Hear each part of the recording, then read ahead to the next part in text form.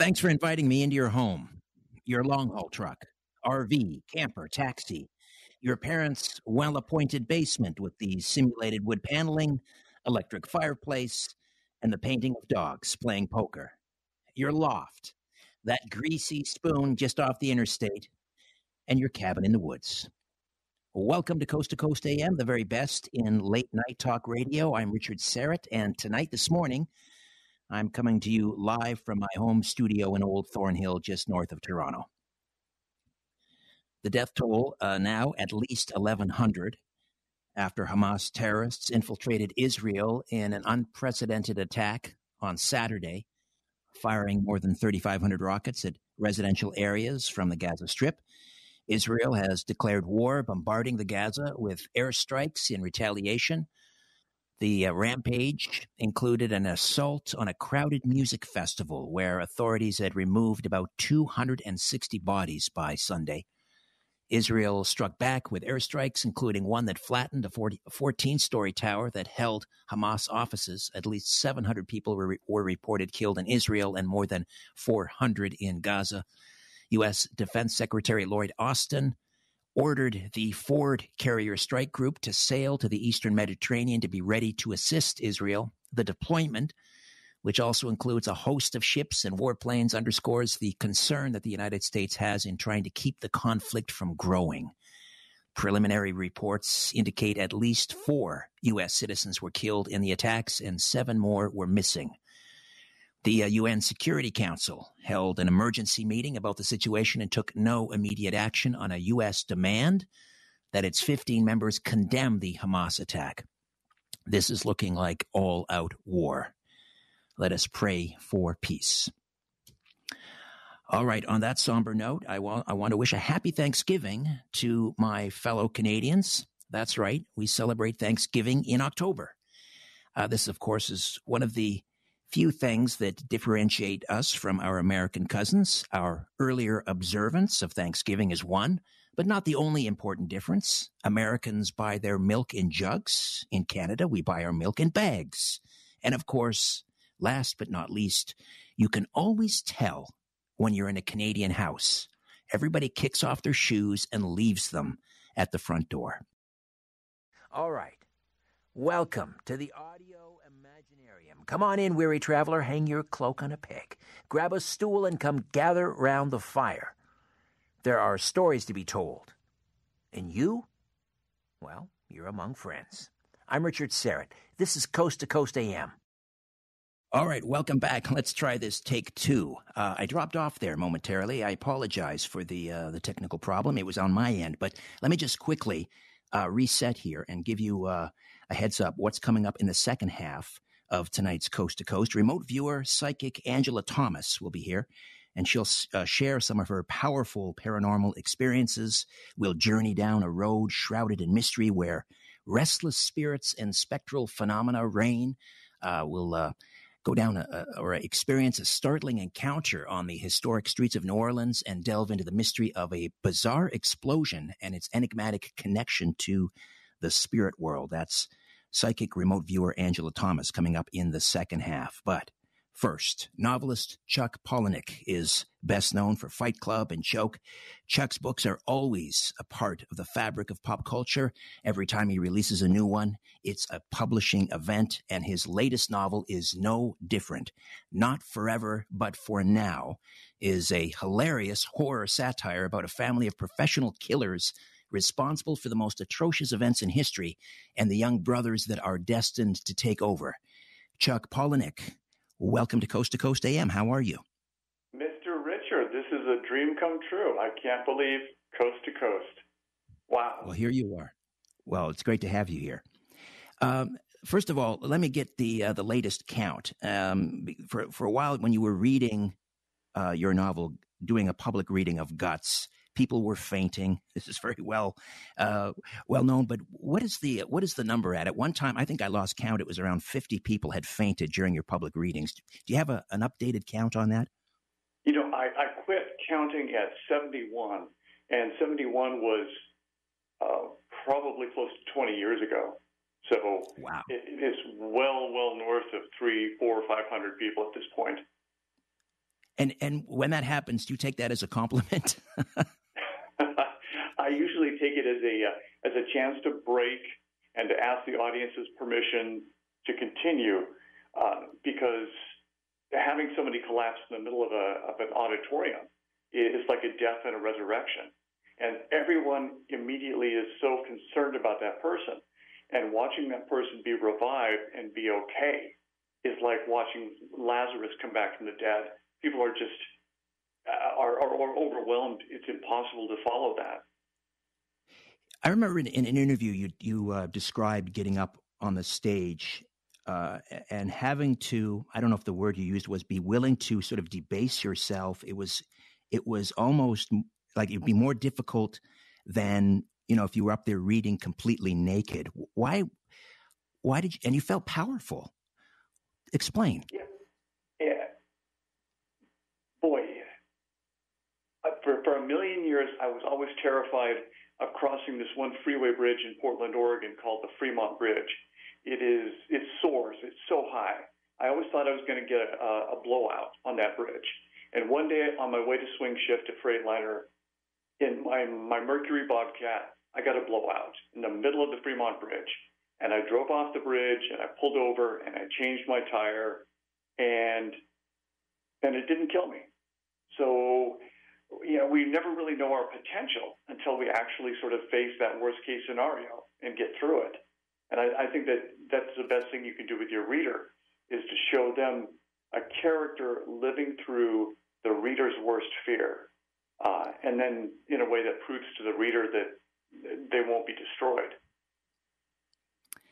So your books are often populated by loners and misfits and deviants, the darkest reaches of the human psyche. What attracts you to that subject matter? On one level, I always think of books as people's entertainment of last resort, that they will watch a movie or a video, they will do anything instead of read a book. And so if they've picked up a book, it's probably because they're in a terrible situation.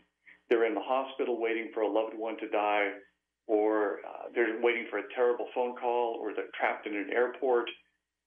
But they're atomized in that moment. They're alone. And so I think if I can show them a character alone in the book, finding community, then it gives them that connection back to community that they need in that time of greatest emotional upset. And the characters in Fight Club, are these composites of people that you know, friends, acquaintances, coworkers? They are complete strangers sometimes. People will tell me the most amazing thing. It's just something that happens with writers.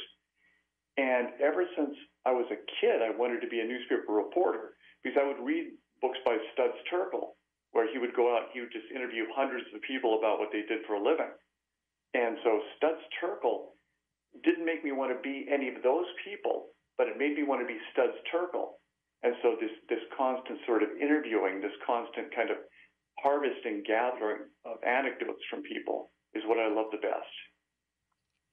And do you think, well, first let me ask you, and I'm sure you've been asked this many times before, but what you thought of the movie version of the Fight Club. Was it satisfying for you?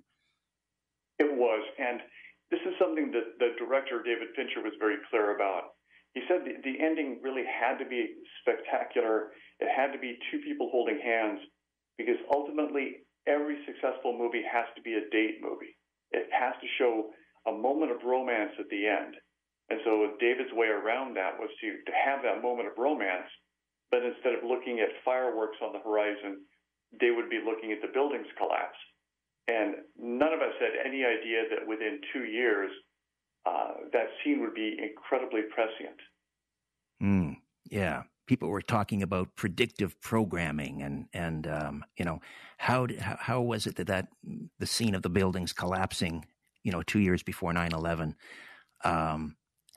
what do you think of that whole idea of predictive programming? Is that something you've ever thought about or discussed with anyone?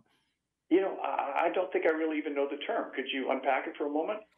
Well, I guess for the more conspiratorial minded, that somehow these events find their way into movies or even a Simpsons episode.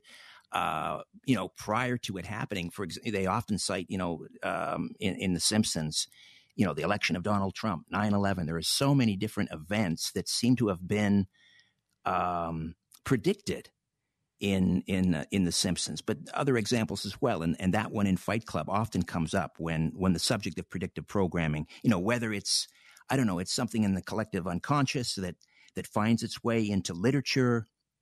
There's a classic example of a book that was written about this huge ocean liner that was written like 10 years before the Titanic, and the details right down to the number of lifeboats on the ship.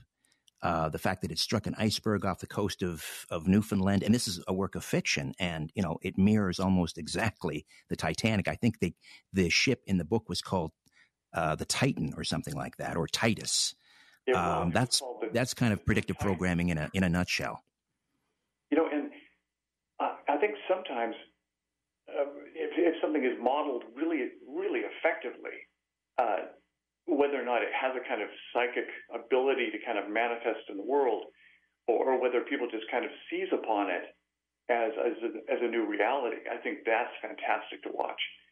For years, I wrote back and forth with the writer Ira Levin, and one of his biggest regrets was that he felt that Rosemary's Baby, probably his most famous novel, that it modeled the return of Satan to the earth in such an effective way that Levin felt that, in a way, he had catalyzed the Satanic Panic of the 70s and the 80s, that he just depicted it a little too plausibly, and people seized on that, and they made it real in the world.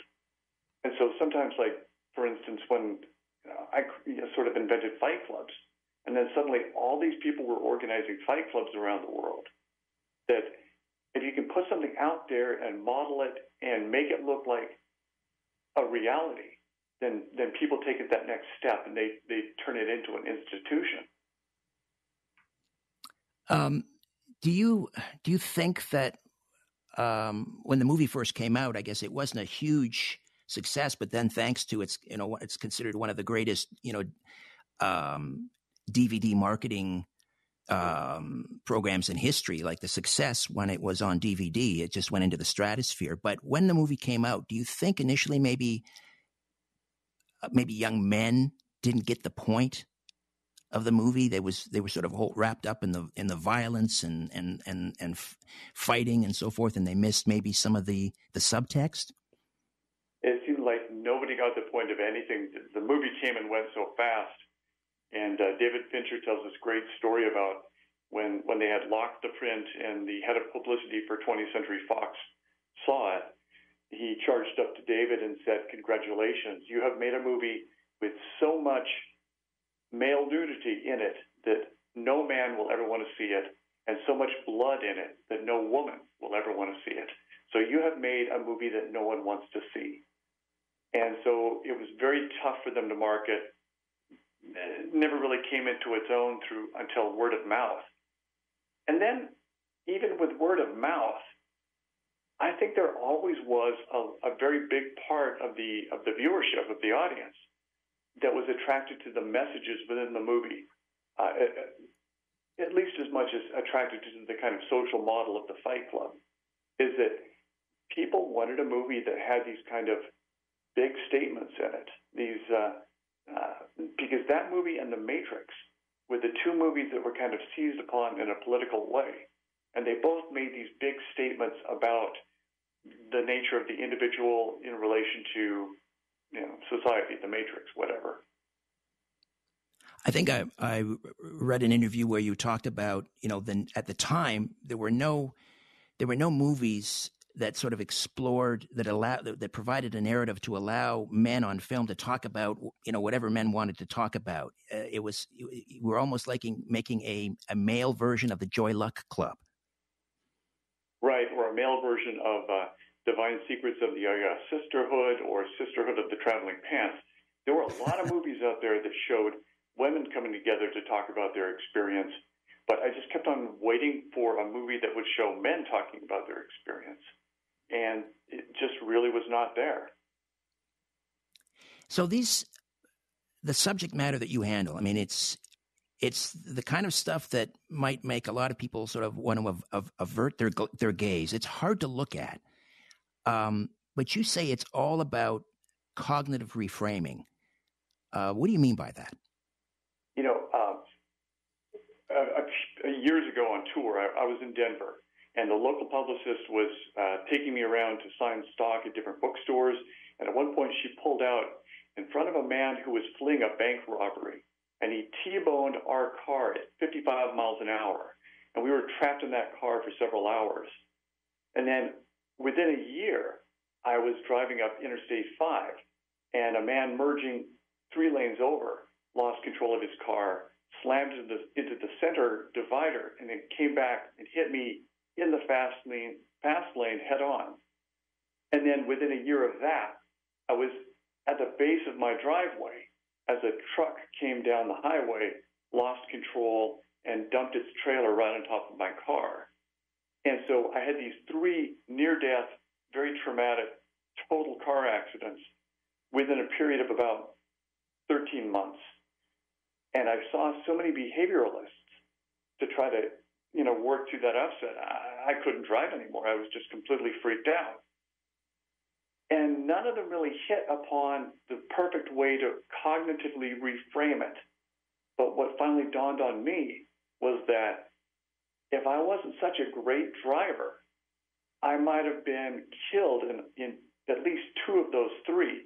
And if I hadn't been wearing my seatbelt and in my own way been a good passenger, I might have been killed in the first accident. So ultimately, I had far more control over the situation, but I had to cognitively reframe myself from being a victim in all of those circumstances to being someone who was actively prepared for the worst to happen. And that's what had saved me, and that's probably what would continue to save me. So being able to just cognitively reframe circumstances all the time is kind of what, is how I get by in life. Well, we're approaching the bottom of the hour here, and I want to wait until after the break because it's such an important story. But in terms of, reframing has been kind of a survival mechanism for you. There's been so much tragedy in your life, with your grandparents and your father. I do want to talk about that with your permission when we come back. But before we do that, I just want to ask you about the writing process, because I've read where you write and rewrite, and then your editor, I guess, sends back notes, and you rewrite. You're constantly working almost up until the point of publishing time. Am I remembering that correctly? Is that a fair assessment of how you work? You're just a constant rewriter? I am, and in fact, every rewrite has to be more or less a total gut job, because every time I have to make enormous major surgery just to keep my own interest. That it's got to be largely a different book with absolutely every draft. Wow, I mean, how do you deliver on time? You're constantly almost creating an entire new novel each time you rewrite. I mean, that sounds incredibly. I don't know if onerous is the right word, but my word, that's just incredible. Like, how do you do it? I mean, isn't that exhausting? Well, there's such a euphoria. It's a kind of sustained ecstasy when I'm writing that it's not at all like work. And also, there's that fantastic joy of problem solving. And the biggest problem in writing is not solving the problem. The biggest problem is, what is the problem? You have to come up with a fantastically interesting dilemma each time. And beyond that, it's kind of gravy. But coming up with the biggest, best problem is 99% of the battle. All right. We're going to break here for the bottom of the hour. Back with more of my conversation with Chuck Palahniuk. The latest is Not Forever, but For Now. Welcome back. UFO researcher Scott Waring has posted an intriguing video in which he examined a 1967 NASA Lunar Orbiter 3 image, and by digitally lightening areas of a crater, a strange manufactured structure appears to be revealed, hidden inside the crater. He suggests that this is evidence of a subterranean alien culture on the moon. He says it's no wonder why NASA can't go back to the moon. The aliens won't let them. You can watch the video and let us know what you think on the Coast Facebook page, and you'll find that story in the carousel up at coasttocoastam.com. All right, back to more of my conversation with novelist Chuck Palahniuk right here on Coast to Coast AM. And we are back with Chuck Palahniuk and, of course, the author of Fight Club, Choke, and the brand new one, Not Forever, But For Now. And I promise we'll get into the new novel. But earlier we were talking about cognitive reframing and how you have used that in your life to help you deal with tragedies. You mentioned the near misses, near death experiences, and how to make sense of that. But there's other tragedy in your life as well. Can you talk to us about what happened to your grandparents and then later your father? And that's people always ask why there's a kind of enormous shift in reality in so many of my books. Is that growing up, I was always told my paternal grandparents, who were Ukrainian, that they had died of diphtheria in the 1940s. And then I think when I maybe turned 20 or 21, my mother came to me and said, no, they didn't actually die of diphtheria, that my paternal grandfather had come back from working in the shipyards during World War II, and he had flown into a rage, and then he had stalked around their house in Idaho, this house way up in the mountains, and he had killed his wife. I believe he'd killed one of my father's siblings, and he had stomped around the house trying to find my father, who at the time was probably about 3 years old. And my father had hid underneath a bed while his father walked around the house calling for him with the intention of killing him. But ultimately, my grandfather killed himself, and my father was left as the only survivor in the house at the time. My word. And then later, your father. What happened to your father? Well, and that's where it gets kind of comfortingly uncanny, in that my father had hid underneath a bed, and he had more or less spent his entire life trying to find the right woman, because while my father wasn't hiding, he was trying to find his mother, who at that point was already dead. And so he had many, many girlfriends, many marriages, and ultimately he met a woman who ran a personal ad that was headlined Kismet, which I believe is Arabic for fate. So here is this personal ad that says fate. They go on what is more or less their first date. And as he's leaving his house in the mountains to meet her, he finds that a huge boulder has rolled across the driveway. And so he gets out of block and tackle. He moves his boulder. But as a surprise for her, he makes this little sign that says Kismet Rock, as a way of kind of making this boulder into a kind of a landmark of their budding relationship. Right. And he's going to bring her back. The house is immaculate. What he doesn't know is that she has this violent ex-husband who has sworn to kill her if he ever catches her with another man. And so the husband confronts them. The husband chases them into this house that she has, shoots them, sets the house on fire. And the only reason why my father's body was in any way preserved was because a bed fell over his body as the house was burning. So he had escaped death by hiding under a bed, only to eventually find the woman whose ad was headlined Fate, and then to have his body saved by having a bed fall on top of him. So there was just so many strange symmetrical aspects to my father's murder, and ultimately to be killed by the crazy man with a gun, that in a way it seemed comfortingly inevitable, that there was some strange synchronicity that made me feel better about it. Yeah, synchronicity or this. I mean, do you believe in fate? I really do. I really think that there is a kind of shape to things, and that's why rewriting is so important to me. Stephen King has made the observation that writing is like an archaeological dig, and you're trying to bring this artifact up in one piece. You're trying to bring it up as intact as possible. And so in a way, when I'm writing, I don't mind throwing away everything if it means that ultimately the artifact is going to be closer to its true intact nature. That it's not a thing that I am inventing so much as a thing that I am uncovering.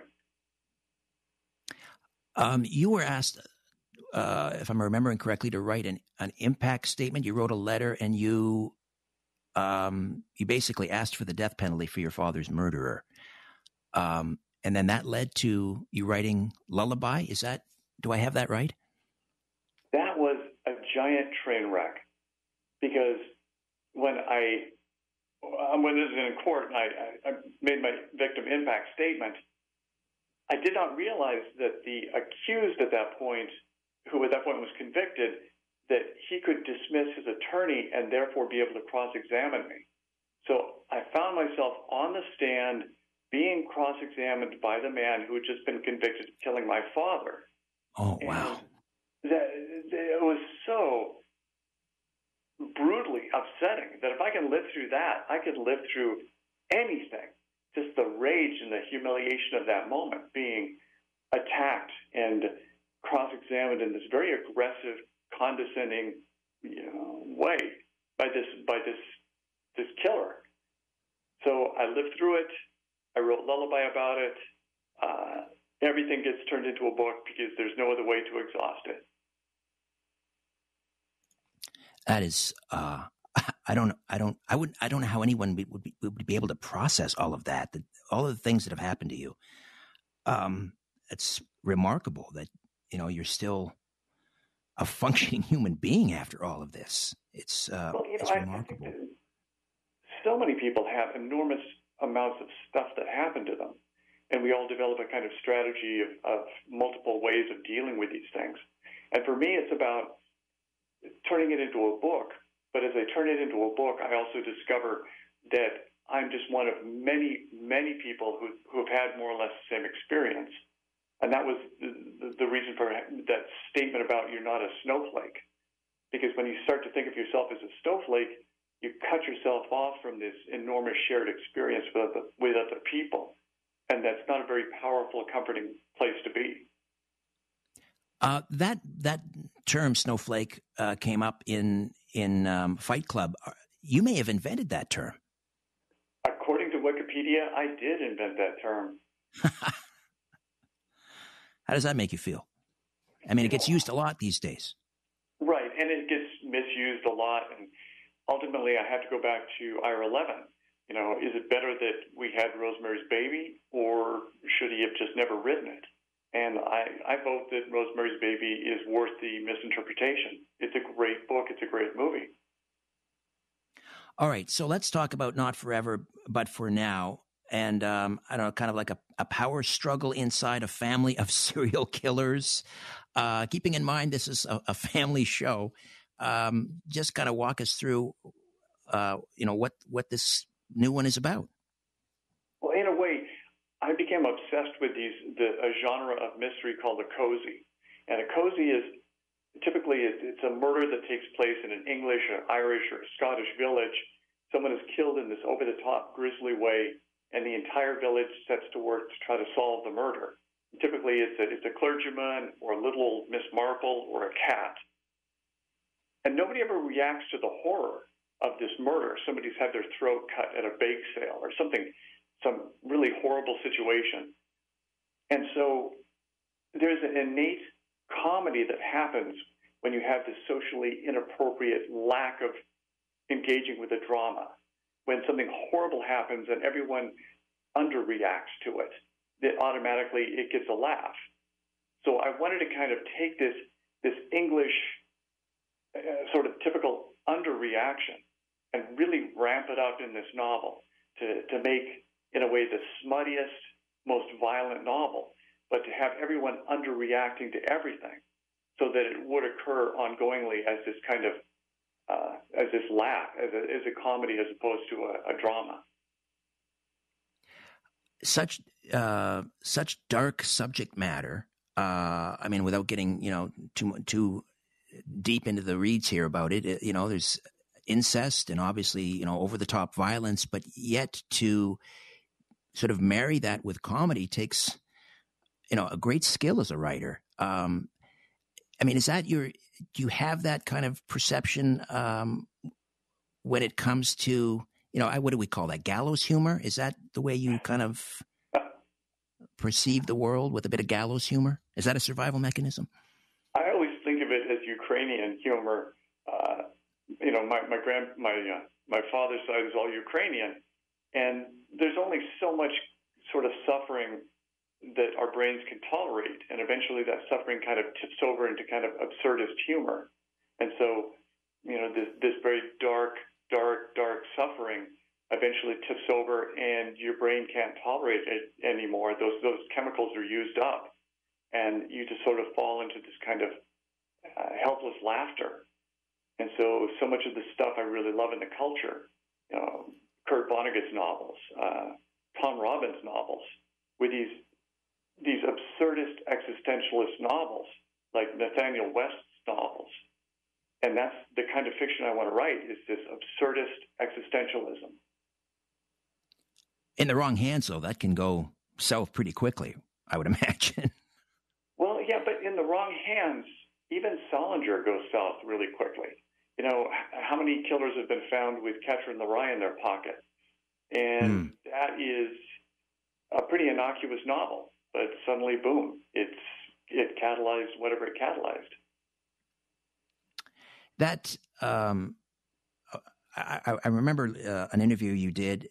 It might have been with Joe Rogan, and you were just bringing it back to your dad for a moment, because I think it's a perfect illustration of how you're able to take, a tragic event and find the humor in it. And it had something to do with your dad wanting to date or wanting to meet, or you to introduce her to Winona Ryder.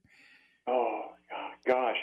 I felt incredibly guilty about that, because when they were first casting the Fight Club movie, my father and I were talking about who might play the parts. And physically, I thought that Winona Ryder seemed like a good female lead. And my father right away started asking if there was some way I could introduce him to Winona Ryder, who I had never met.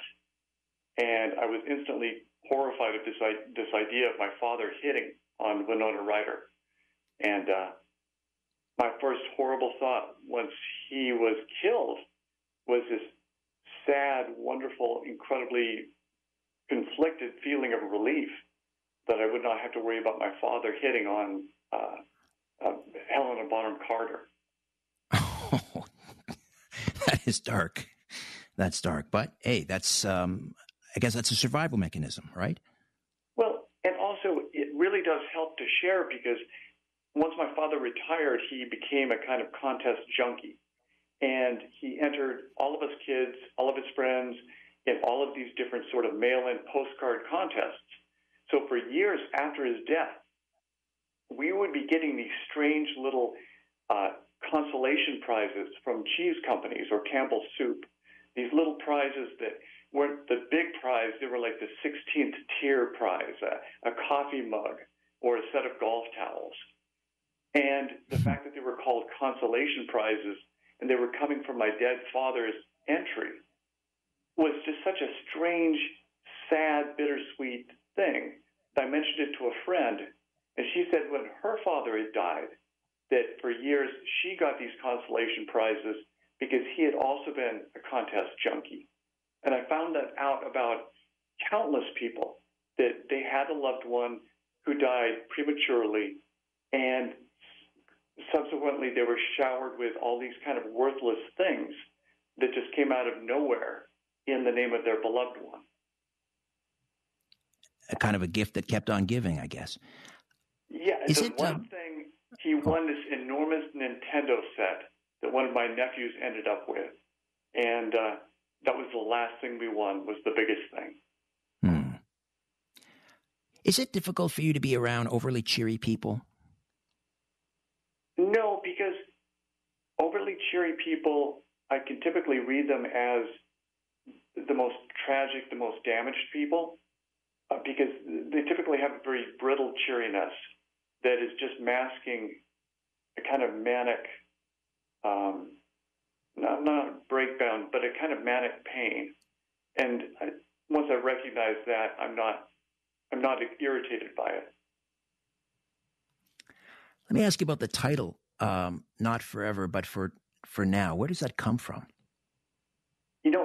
It just occurred to me, and I'm always kind of looking for a symmetry in the way that the best sentences sound.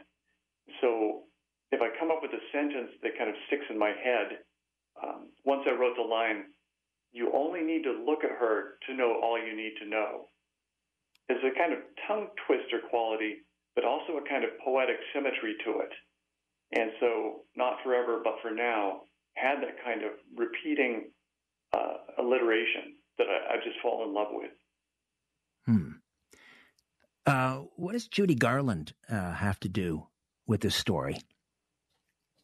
Judy Garland becomes a kind of through-line backstory about how the grandfather was assigned to assassinate her, and the larger purpose for why she had to be killed on that night in particular was to catalyze an enormous social movement.